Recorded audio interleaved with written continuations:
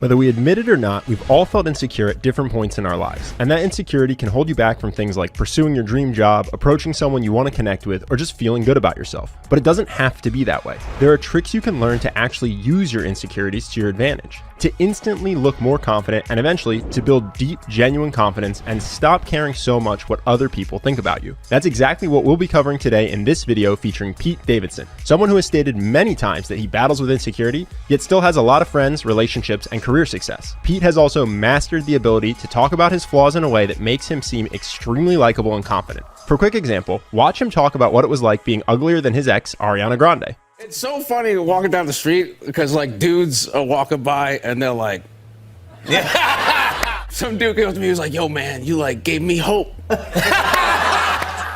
Common misconception is that being insecure means you think about the things that make you less than perfect. But actually, what makes you insecure is thinking that being less than perfect is a bad thing. If you can accept your imperfections, it'll lead to deep confidence. The first tip to do this is to embrace that you aren't good at everything. Most people try to pretend that they're good at everything and avoid situations where they won't look good. But Pete volunteers to go on What the Fit with Kevin Hart, even though he's an out-of-shape asthmatic. Watch how he handles it after having an asthma attack in front of Kevin Hart and at least a dozen other people. Oh, Jesus, not like this. Yeah, Kev, I can hold us down in here, okay? I want you to, yeah. Kevin, are we still friends? Yeah, I'm 100% your friend, Pete. Most people would feel shame, but Pete can't stop laughing. Just by laughing, he makes "Are we still friends?" go from an insecure question to a joke that makes Kevin laugh. The mindset you want to adopt is that nothing is inherently embarrassing. People ping off you to decide if what you said or did is embarrassing or not. Just by smiling and laughing, you convey that you aren't ashamed of whatever's happening. When you know nothing can embarrass you, you release the impulse to worry about what other people think. Here's another quick example. Most people told that they don't have the talent for something would have one of two reactions. They get sad or they get defensive. Watch how Pete reacts instead. Do you think I could be a good rapper? Oh my God. No. Is that true? I don't think so either. Laughing shows you're unfazed, and being unfazed by something that might offend other people makes you look and feel confident. This only works if you can genuinely find humor in the situation. So how do you start to build the confidence to find humor in situations you potentially feel insecure? One trick to start building confidence is to answer questions honestly in situations where most people would lie. Oftentimes, awkwardness, anxiety, insecurity, they come from you thinking the truth isn't good enough and that you have to lie or pretend things are other than they are. For example, most people when asked by a friend why they do their job will avoid saying money even if it's clearly a money-motivated job because it's not considered an admirable motive. By contrast, watch how Pete responds when asked how he got involved with Mortal Kombat 11. It's my favorite number. Yeah, also, well, they are paying me to be here to talk about it. Oh, wow. That's really... Thank you for being honest. Yeah, no, yeah. You know, I'm trying to get a helicopter to Coachella. So, Honesty when someone isn't expecting it is refreshing and will make people like and respect you more. But more importantly, you're training your brain that you don't have to be ashamed of who you are. Pete does this even with more serious issues like his mental health. While most people would try to hide something like having borderline personality disorder, Pete has the exact opposite mindset. I'm sorry, are you like bragging? so what if I am? So what? I love being mentally ill. I'm so relieved, you know, that everybody knows that. Now I don't have to hide anything. This doesn't mean that you should force your insecurities into conversation. Just be honest if something comes up. Most people create a vicious cycle for themselves. You feel insecure, so you try to hide parts of yourself in order to be liked. This signals to your brain that you aren't good enough as you actually are, which reinforces your feeling of insecurity. One other tip, when you're talking about something you're potentially insecure about, use a nonchalant tone of voice. Watch Pete talk about some cosmetic surgery he got. Any recent purchases? No, I've been chilling. I got new teeth, so I have to chill on getting some sneakers. All right. Just want to let everybody know these are temporaries. I'm aware that they might look a little fake, but that's because the realer ones are coming tomorrow. Once you've gotten comfortable with being honest about who you are, you can start to harness your insecurities using self-deprecating jokes. The first and easiest way to do this is to just say your insecurity out loud, speaking through a smile.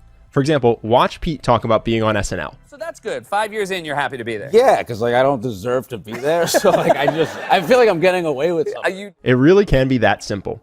If you want a tip to make sure you get a laugh, use specificity. For example, here's a quick clip of Pete talking about Kanye sticking him with a bill he couldn't really afford. Treat with your credit card. Yeah, you know, pay, Sure. buy my boy birthday dinner. That's nice. And then Kanye goes, let's get the special room in the back.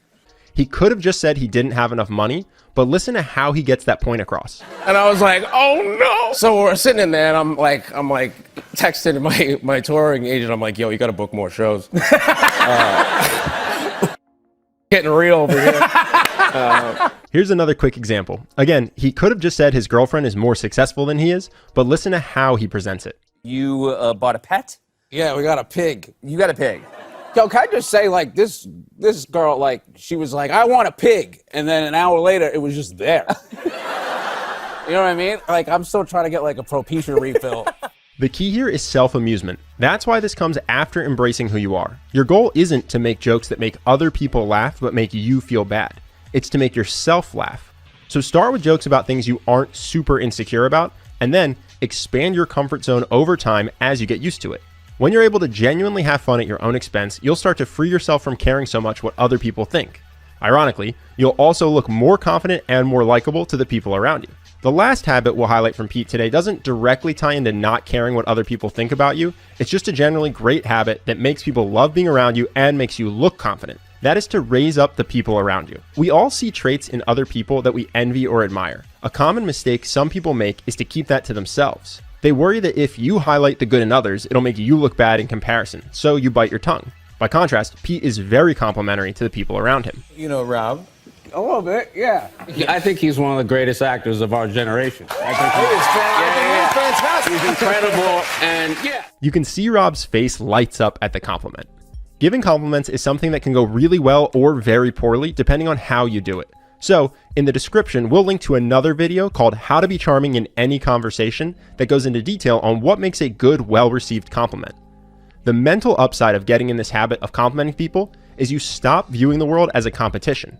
And when you build the habit of seeing and saying the good in other people, you'll have an easier time seeing the good in yourself. If the idea of giving someone a direct compliment like that makes you uncomfortable, you can start by complimenting people when they aren't around. This is something Pete regularly does. Here are a few examples of him talking about his friends. My boy birthday dinner, That's nice. You know, because he's like the greatest, he's the best musician that's ever lived, and yeah. One thing no one knows about Coulson is, well, I think people are starting to know, but he's really hilarious and like genuinely one of the nicest people I've ever met. I just want to say, like, Kim and Kanye, the cutest couple ever, very, very sweet people, and like, I had a really good time with them. Yeah, they're great, yeah. Don't say it if you don't mean it. You've probably noticed by now, but an overarching theme in this video is the power of being authentic and dropping your verbal filter. So your goal isn't to force yourself to say something nice you aren't thinking, it's to say out loud whenever you are thinking something nice. If you want a more in-depth guide on how to become more confident, I highly recommend you check out The 6 Pillars of Self-Esteem by Nathaniel Branden. It has some fascinating insights into the common habits we have that destroy our self-esteem every day, as well as some quick daily exercises to help you build a strong foundation of confidence. And you can get it for free thanks to our sponsor for this video, Audible. If you want to check it out, go to audible.com/charisma or text charisma to 500-500. Audible is my favorite audiobook platform. It's a great way to take downtime like driving or doing errands and transform it into productive time where you're learning and improving yourself. By joining Audible, you get a credit every month to use on any title in their premium selection, regardless of price. You also get access to their Plus catalog with thousands of audiobooks, podcasts, and guided meditations that you can listen to for free with your membership. Again, if you want to try it out, you can go to audible.com/charisma or text charisma to 500-500 and get a free 30-day trial, including any audiobook you want. I highly recommend The 6 Pillars of Self-Esteem. Either way, I hope you liked this video. I want to thank our editing team of Andre, Teresa, and Ivan for their hard work on editing it. Thank you so much for watching it, and hopefully we'll see you in the next one.